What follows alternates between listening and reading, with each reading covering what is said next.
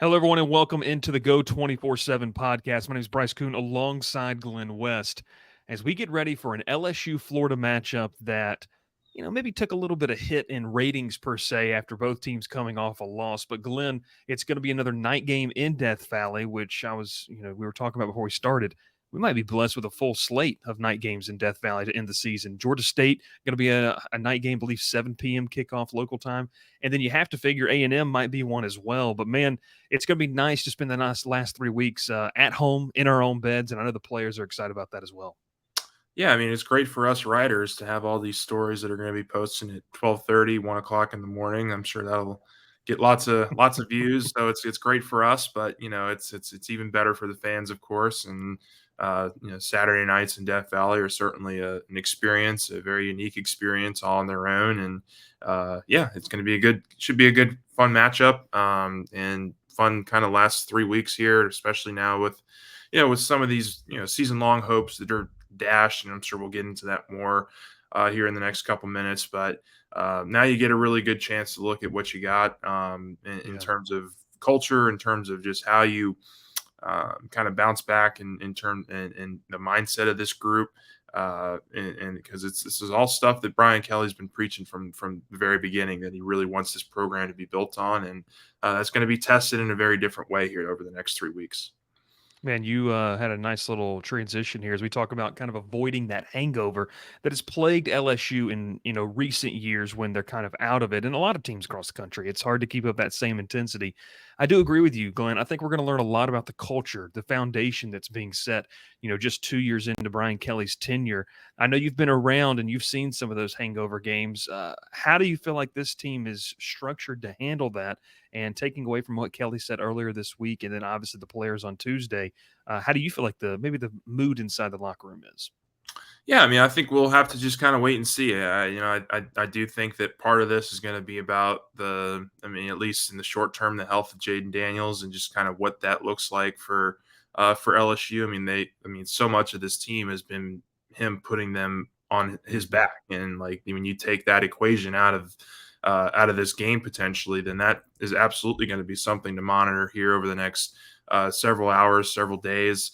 By the time most people are watching this, we'll probably have a good indication of whether or not Jaden's going to be able to play, or just what that situation looks like after Thursday's press conference with Brian Kelly. So, I think just in terms of just total mood in the locker room, we talked with a couple of players this week, and obviously spoke with BK some as well, and they still have stuff to play for. I mean, that was one of the bigger takeaways I had from Garrett Dellinger, is that even though they have 3 losses, and that some of the season long goals for this group are kind of out the window, there's still individual goals that they can achieve. They still want to put good film out there for NFL teams, for just for people that are watching. It's going to be important for these last 3 weeks not to just kind of fold in the towel and kind of just punt on these last 3 games. You've got to continue to play well,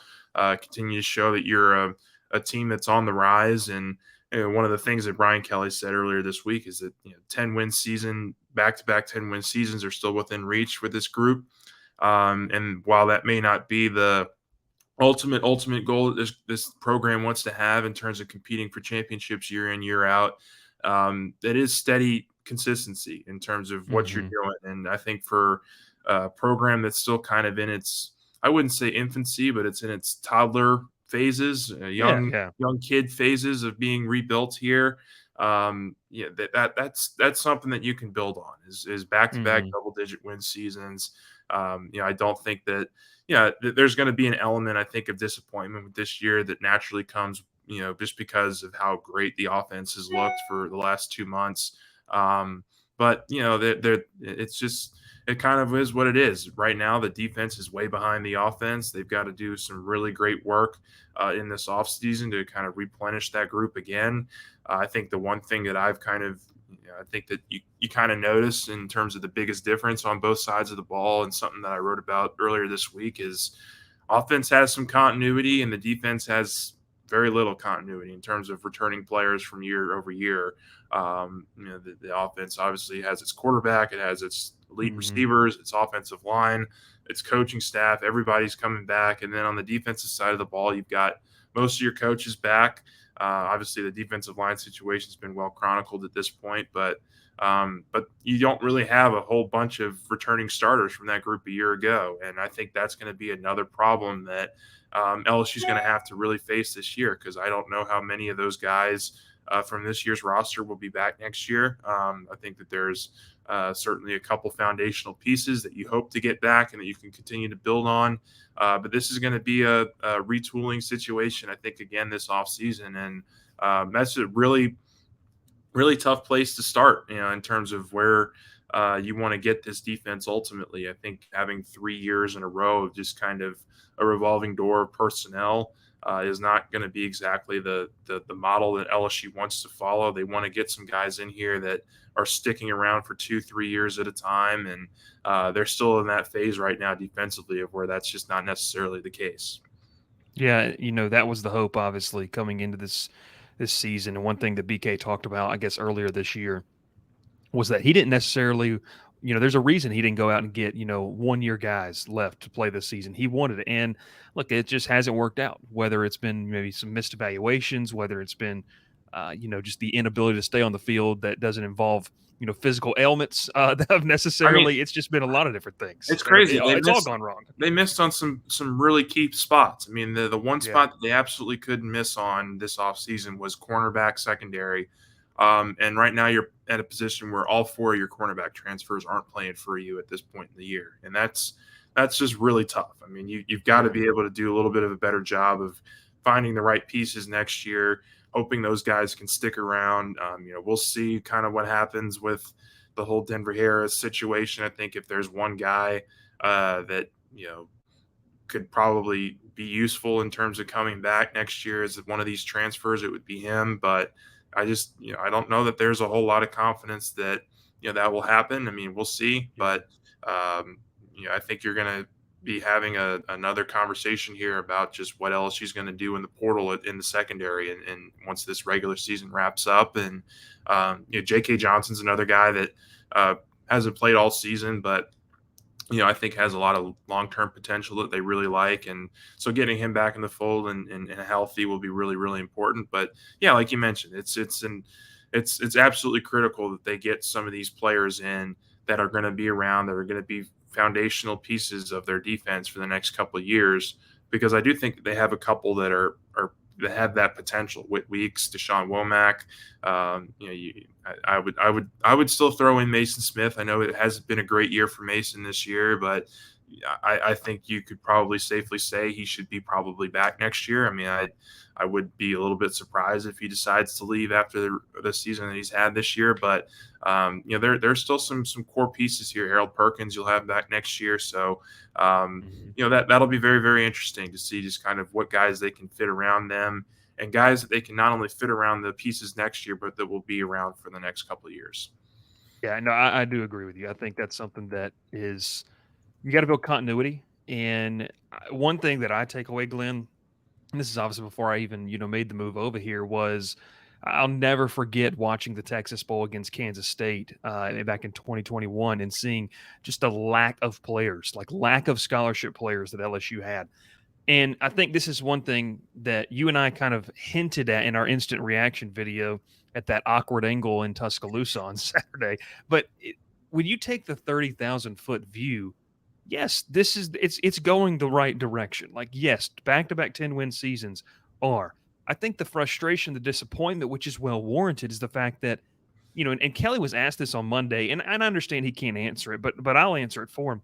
I think yes, what Jaden Daniels has done did accelerate expectations for this season, and I think it's okay for the fans to be frustrated. You can understand that you're still on the right track, but be disappointed with how this year's turned out. Kind of your thoughts on that? Yeah, no, I agree completely, and I think probably one of the first things I said here on this pod was like the offense and how great the offense was. There was going to be a layer of disappointment that comes with this season Mm. at 3 losses at this point. I mean, um, Jaden has been fantastic. He's been everything you've hoped for in terms of his development. I think it's been really great for this offensive staff to continue to see that development from not only him but guys like Brian Thomas has really broken onto the scene this year. Logan Diggs has had a very nice season. Malik Neighbors has gotten even better from last year. He's getting in the end zone a lot more than he did last year. So like they're seeing some notable progress. I think probably the one the offensive lines look really good. I think probably the one group that you kind of thought might take that next step. The one guy is Mason Taylor. He seems like he's been battling some injuries this year, and is kind of not. I wouldn't say he's underperformed, but he's kind of just plateaued. He's kind of like in the Yeah. same level that he was at maybe last year, and they just haven't been able to get him as involved as I hoped that they would. But it's still very very positive trajectory for that room going forward, and really for all of these rooms. When you look at just kind of the young pieces and some of the core guys that they're going to have back next year, so yeah, I mean, look, I think expectations are are high at LSU every year, and Brian Kelly hasn't really shied away from taking the hits this season in terms of just what the year two outlook was supposed to be, and just kind of what it's wound up becoming. So yeah, I mean, I think that there's some stuff that this program needs to continue to go do better, but I think that if you look at 2 years here into it, ov- overall, it's a very positive start to this tenure. I mean, like I think it's very hard, especially in college football, to have a quick turnaround of a football program in 1, 2, 3 years. It just it's something that takes time, especially in today's age where NIL and the transfer portal and all that stuff is very very real and very and can overhaul your roster year in and year out. It's still something I think a lot of these coaching staffs are navigating across the country, and it'll be very interesting to see kind of how LSU looks in year three. But yeah, I think that's the overwhelming takeaway here is that there's still some stuff that you can build on to improve, but there's a good foundation in place, and I think some really core pieces that you can really build around. Let's take a look at this week's game. Obviously, the biggest storyline there, Glenn, is the health of Jaden Daniels. By the time a lot of people listen to this, maybe tonight or tomorrow or on Saturday, we're going to have a maybe more concrete answer on this.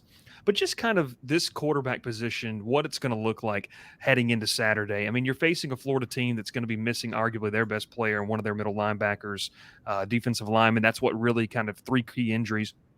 You can take a look at that Behind Enemy Lines podcast over on the YouTube channel or in your podcast feeds that we sat down with Jacob Rudner about.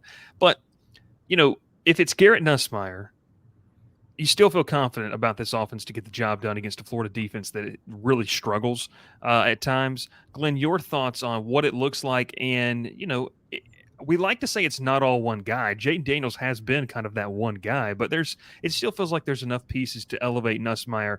And I'm not saying Nussmeier's not good. What I'm saying is he's just not Jaden Daniels right now. Nussmeier's still a very good football player. Kind of your thoughts on the quarterback position. What do you expect to happen?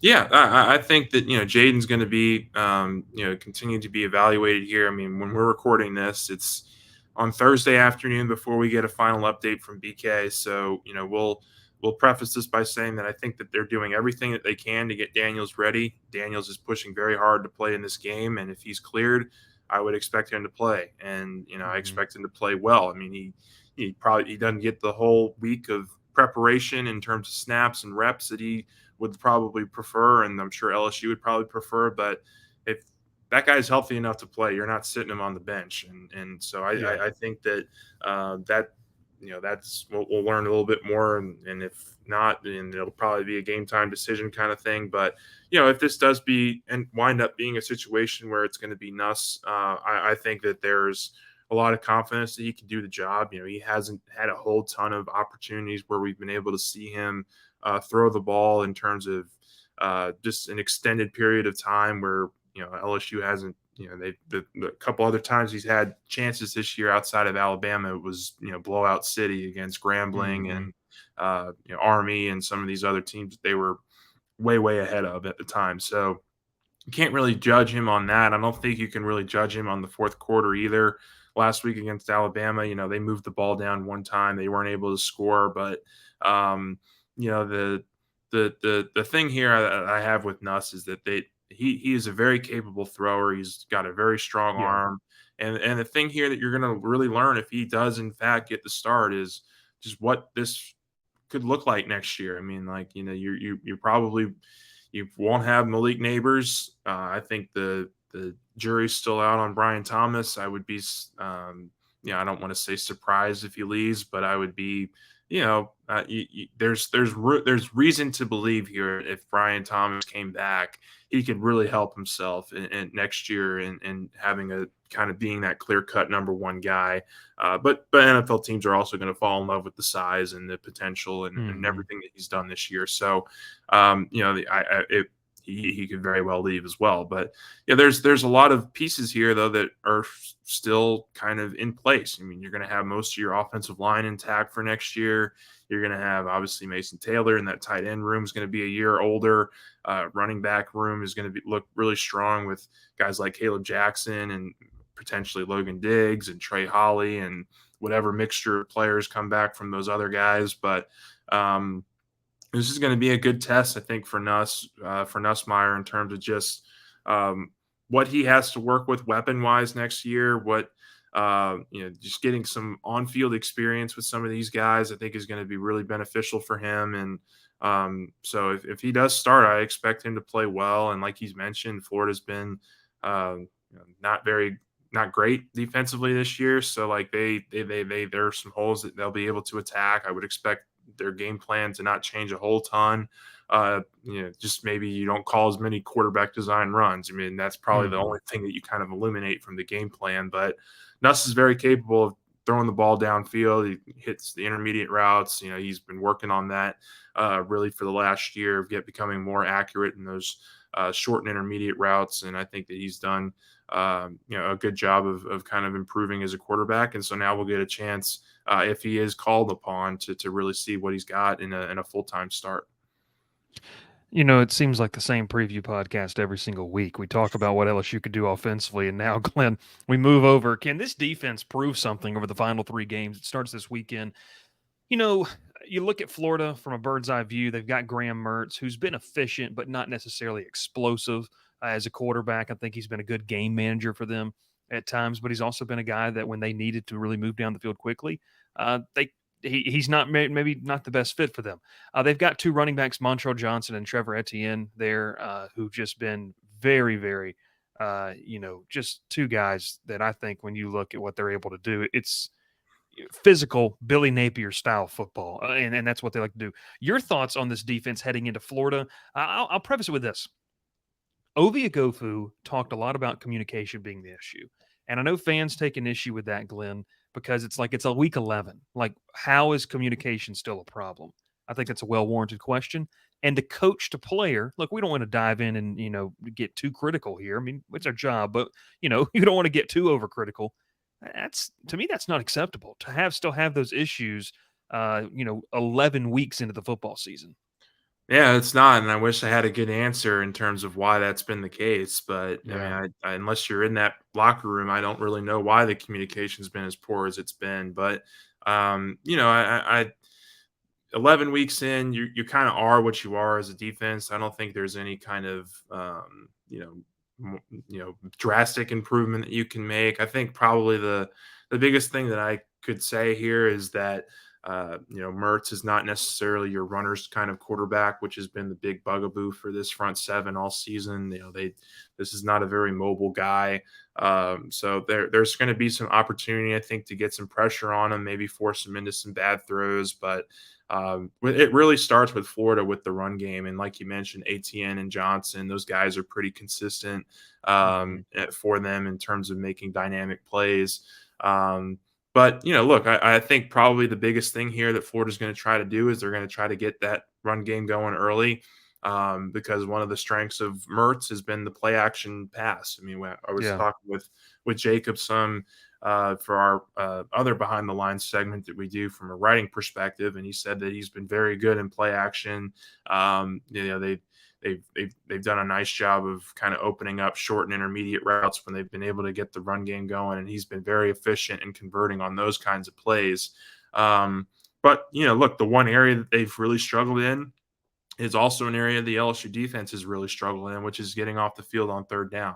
Mm-hmm. Coming into this game, LSU and its 3 losses has allowed opponents, and I did the math this morning and was a little bit depressed by it, but they have allowed Florida State, Ole Miss, and Alabama to go 29 and 44 on third down. That's almost 66% Wow.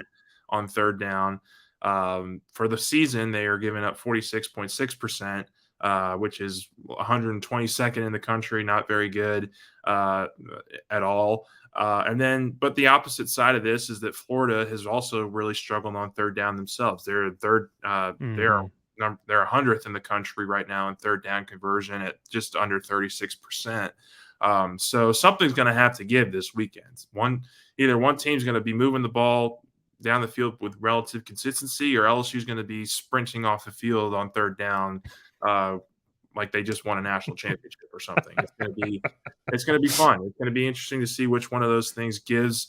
So yeah, I mean, I think it's going to come down to, can they improve their run fits? Can they kind of slow ATN and Johnson down early in the game, kind of force them to maybe be more one-dimensional with Mertz throwing those short and intermediate routes, and then being able to finish off plays, tackle, do your job, all that stuff we've been hearing for 10 weeks now, that has showed up in spots, but just not nearly as consistently as you Yeah. need to. That's going to be the big key here, is them getting off the field on third down, giving more opportunities to the offense. And if they do that, I mean, they'll win this game pretty handily. But again, much like with the Alabama game, I don't have much faith that they're going to be able to do that as consistently as maybe some others believe. Yeah. 2 other names to watch for Florida that, I mean, you kind of have to wonder how LSU is going to match up. Ricky Pearsall, who's been a playmaker, former teammate of Jaden Daniels out of Arizona State. And then a true freshman for them that has been a nice surprise, Trey Wilson, Eugene Wilson III. Man, he had a big game. Believe he's coming off a performance or two performance where he was either SEC Player of the Week this past weekend or before in the freshman concern. Yeah. So, Yeah, they've yeah, I mean, combined Glenn, for it's 100 crazy. catches this year, which is just about over 45% of their passing production this year. They've done a nice job. Those two, those are the 2 key guys you got to focus in on from a receiver perspective. Yeah, Glenn, we'll end it with this. We typically go final thoughts here, but for this week's final thoughts segment, you give me a player that you're just intrigued that you might be locked in on. I've got one in mind, but I'll let you go first because hopefully we're not have the same one. But who's a guy that you're maybe going to be watching a little bit closer, maybe aside from the Jane Daniels of the world or anything like that? Yeah, I mean, look, we talk with Kyron Lacey. That might be one guy that would really make a lot of sense. He's had 2 touchdowns in the last 3 games. But for me, I'm already kind of looking into like the future and what the next Yeah, year's roster could really look like. And so, I would really love to see on the defensive side of the ball Whit Weeks. I mean, I know we've been pounding that name all season long from the media perspective of just getting him out there as an athlete, but I don't think there's enough reps you could give him at this point in the season that he won't be yeah, able to take and really learn from and grow from.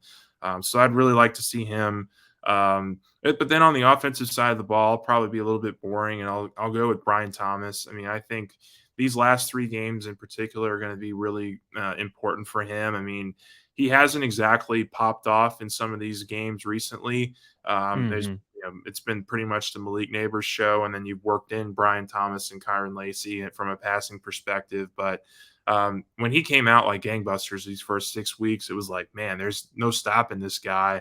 But the last couple games, Army and Auburn and certainly Alabama last week, I wouldn't say he disappeared, but he just didn't have the impact that he's had at other times this season that have made you very believe true. he's great, 1-2 punch that this is. So I think if there's any chance that LSU has in terms of holding on to him for next year, I don't want to say he has to have a really poor last 3 games, because I don't think that's something you ever really want to wish on a player. But I think that the game plan here is going to be to get him involved and try to see what what they could have next year, whether that's with Nuss under center or with Jaden under center. I think that leaning into him a little bit more down the stretch would be a real benefit, not only for him but also for LSU if they think they might have a chance of getting him back next year as the clear cut number one guy. So I'll say those two guys are the ones that I'm going to be watching most.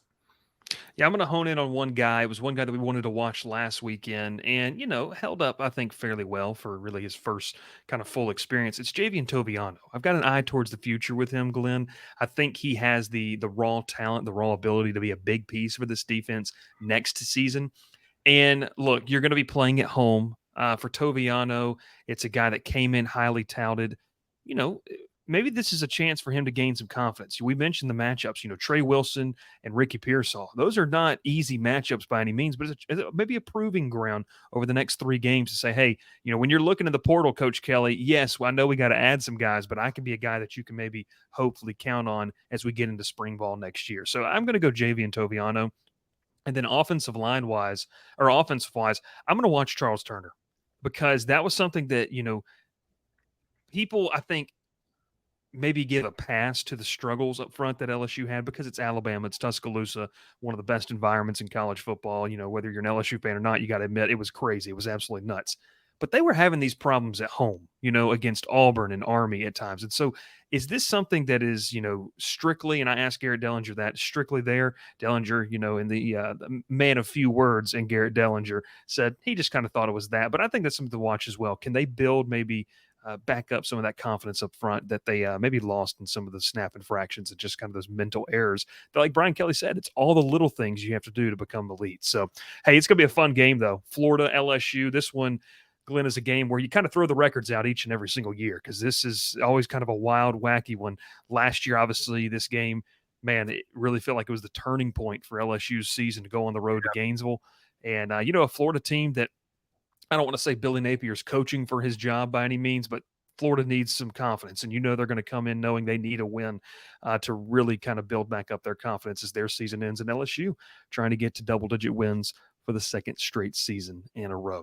For Glen West, my name is Bryce Koon. Hey, thanks so much for listening, whether it's on Spotify, Apple Podcasts, wherever you might be listening. If you're on YouTube, make sure to hit that subscribe button, set up the notifications as well. We'll have an instant reaction on Saturday night, I should say, maybe the wee early mornings of Sunday morning. And then we'll catch you back next week as we continue to rock and roll with this season. Still a lot going on, folks. Recruiting, everything. Make sure to check us out at go247.com.